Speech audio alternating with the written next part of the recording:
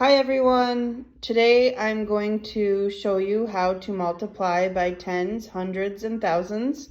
This is 9.2 lesson in your workbook. Again, this is a review. I wanted to review the chapter a little bit before giving you some new information. If you are ready to move on, please use our technology tools for math and Greg Tang to do some extra work. All right, so let's get started. I have to prop my phone. I just bought a document camera holder, so this will get easier soon, but for now I'm kind of holding it and trying to write at the same time, so bear with me. All right, so one thing I think we need to talk about is place value before we even get into this lesson. So as you know, actually, I'm gonna give myself more room for decimals. As you know, there are places for numbers, and depending on where you put the decimal, it would tell you where the place is. So if the decimal is here, then this is the ones place, because the ones place is always to the left of the decimal, and then this would be the tenths place. Hundredths, ones, tens, hundreds.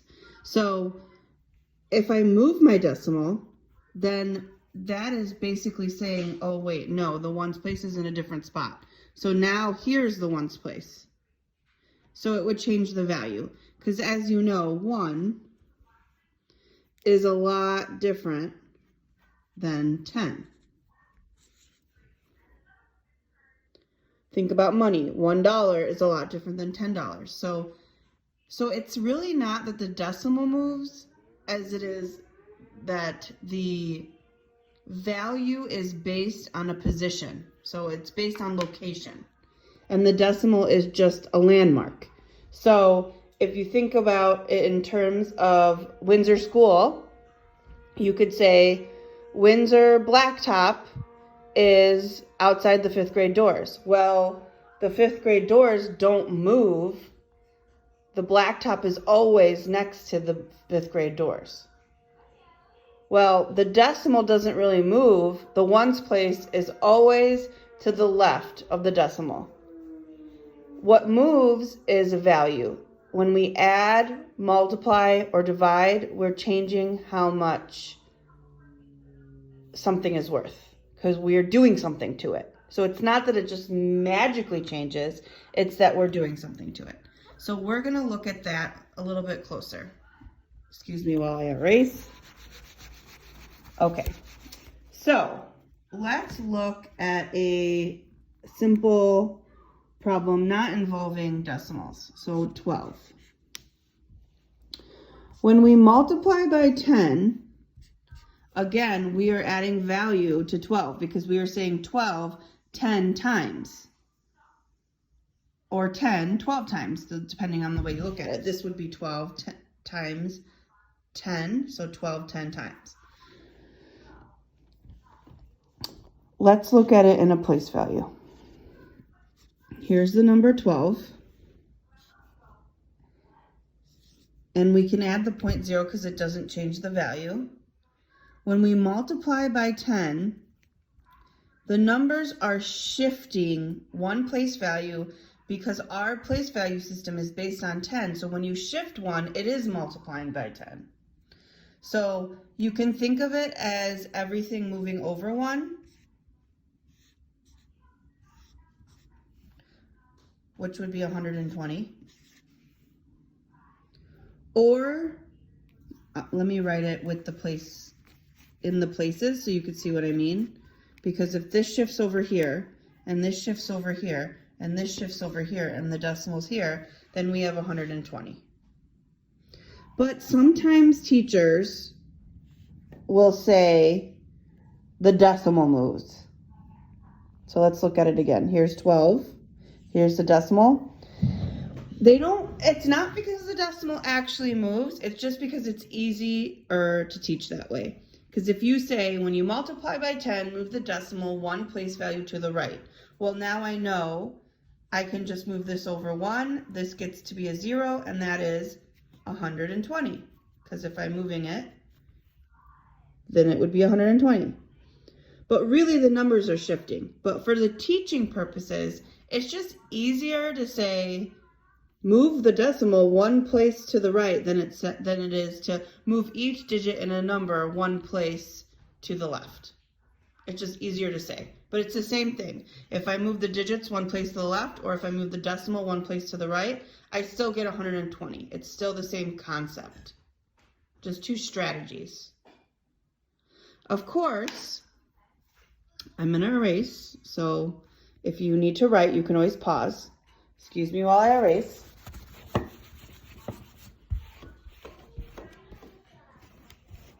Okay, so of course we know that when we multiply by 10, we can do this whole long process. But when we understand numbers, we understand that this is pointless to go through all this. 0, 0, 2, 1, 120. Why do this extra work when we just know that 12 times 10 is 12 and a 0, 120. Or if this is the decimal place, I'm moving it one place to the right. I hope I said that right the whole time I was talking before. I think I did, yes. So what I mean by that is that the number is getting bigger by a 0. But when we have a decimal, so now let's look at a different problem, like 2/10 times 10. I can't say add a 0. That doesn't make any sense. And I'm not actually adding anything. I'm changing the place of the number. So instead of saying add a 0, teachers will say move the decimal place one place to the right. So now my answer is 2. Because remember, whatever is left of the decimal is the ones place. So that's 2.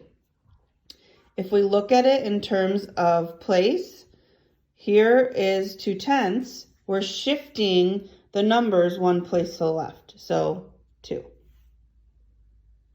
I suggest that if you're someone who's confused by all of this, that you watch this video from the start to now a few times and write down any questions you might have.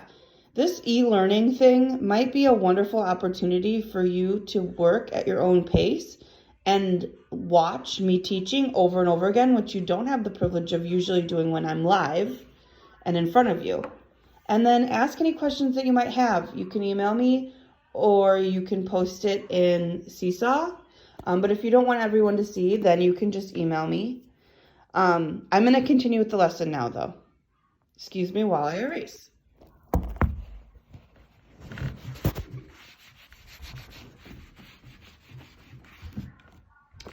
All right, so let's just try a bunch of problems together and then you can try them on your own.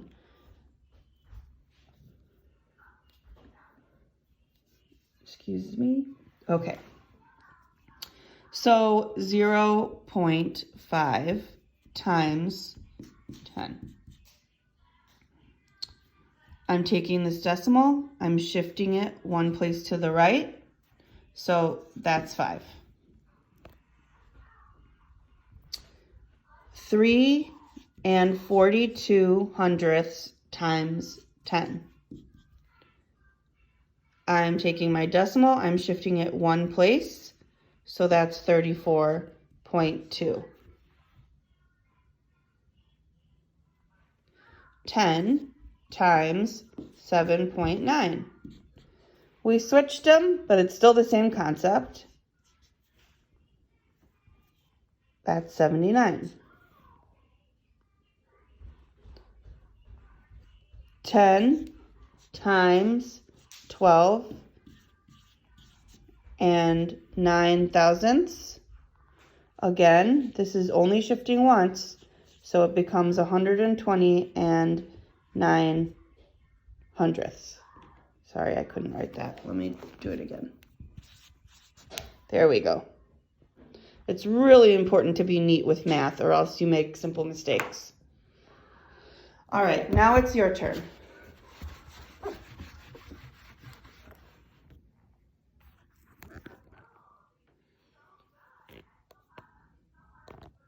So 10 times 4 and 8/10.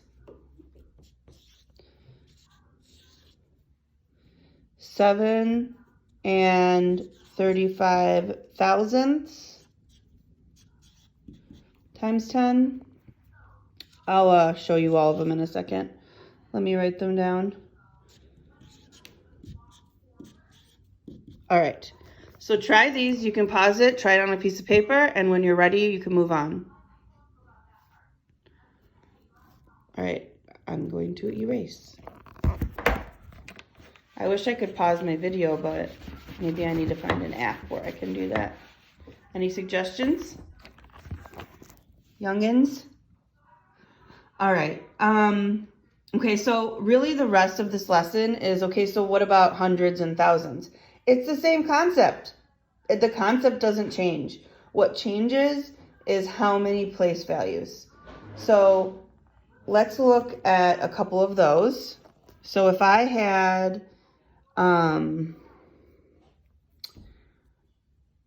let's find a good one. Okay, if I had 5 and 95 thousandths times 100, well, now I have 2 zeros, that's 2 places. So 1, 2. So it would be 509.5. All right, so you try it.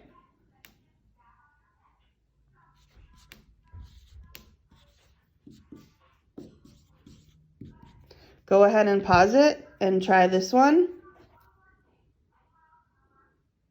All right, I'm gonna give you the answer. So if you moved it 2 places, now this is the time to pause if you haven't done the problem yet, because there's no point in seeing the answer if you haven't done the thinking. Well, now this lends to this blank spot. Well, that's a place that we now need to fill with a 0. So it would be 4,680. If you got it right, awesome. If not, that's okay. I want you to think about what you might have done wrong and learn from it. That's what learning is. All right. So the next part of this lesson is thousandths. And no surprises, nothing really changes. So if we have 43.8 times 1,000, I am doing the same thing, but now I'm moving it 3. 1, 2, 3. And these become zeros. So 4, 3, 8, 0, 0. 43,800. Okay, you try it.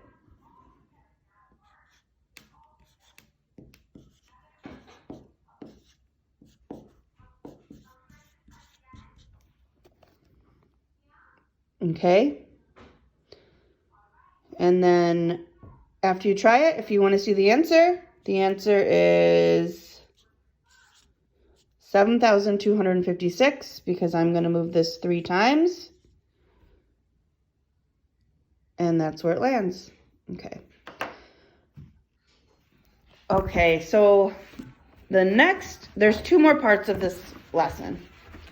The first one is multiples of tens, hundreds, and thousands. So if I was going to multiply 9/10 times 40, the idea is that we're combining a lesson we learned at the very beginning of the year, and we're combining this lesson. So,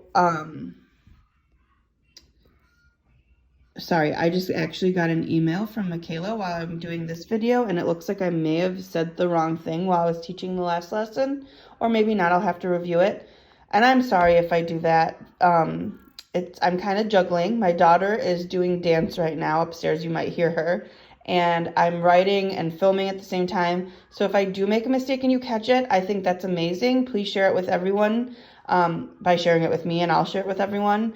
And thank you for being understanding if I do make mistakes. Okay. So we're combining ideas. So we don't need to get bogged down with multiplying two-digit numbers when we have a situation like this. We can think logically and think that, wait, what's 9 times 4? It's 36. So if I have 36, but it's not 36, it's going to be something else. And we have to figure what that is. And this is where it gets tricky because you need to know place value. So the idea is first move the decimal, then multiply times the 4. So let's do that. If I move this decimal, it becomes 9. And that gets rid of the 0. So now I have 9 times 4. Oh, look at that. It actually is 36. But it was hard to see because we needed to take care of the 10 that's in 40. Because remember, 40 is the same thing as 10 times 4. So now you try it.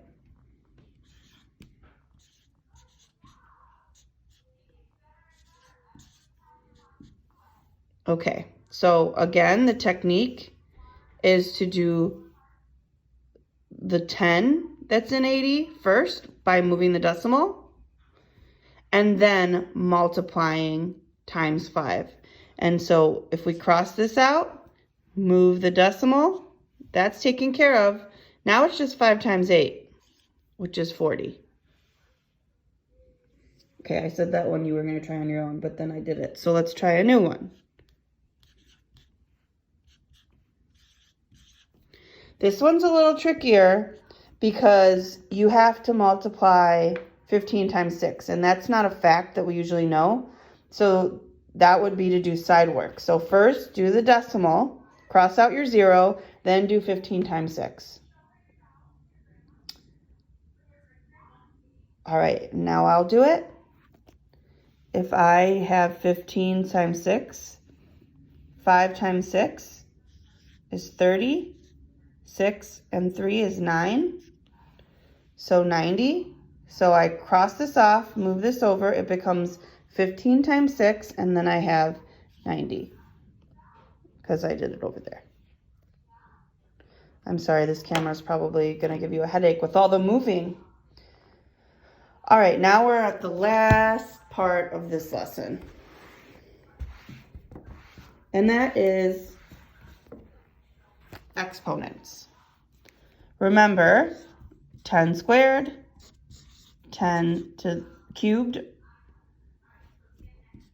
is the same as 10 squared, 2 zeros, or the 2 is how many times you're multiplying, so 10 times 10, and there's 2 zeros, so that's 100. And so this one is 10 times 10 times 10. And there's 3 zeros, so that's 1,000. So basically, if you see 10 squared, you should just be thinking in your head 100. And if you see 10 cubed, you should just be thinking in your head 1,000. And every problem that follows after that, you would use 100 or 1,000 to do it. So let's try 1 or 2.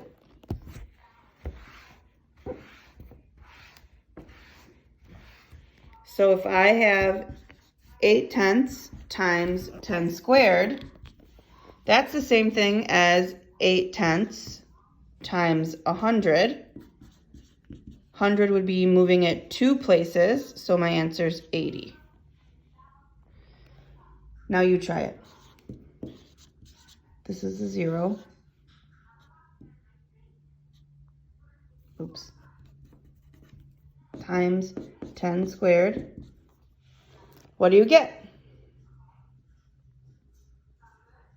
If you said 96, you're correct. All right, that ends today's lesson. If you want extra practice, go into your workbook pages and you can do 9.2. You can rework the problems on a piece of paper if you've already done them. You can also go on IXL and practice. Just in the search, write multiplying by tens, hundreds, and thousands. Thanks. Bye.